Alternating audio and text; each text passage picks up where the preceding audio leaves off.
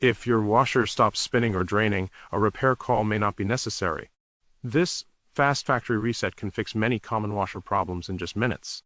This reset method applies to Whirlpool, Kenmore, Amana, Crosley, Roper, and Maytag washers, and requires no tools or special knowledge.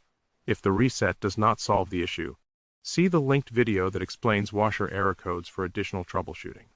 Factory reset steps. Step 1. With the washer powered off, turn the control dial counterclockwise 1 full turn.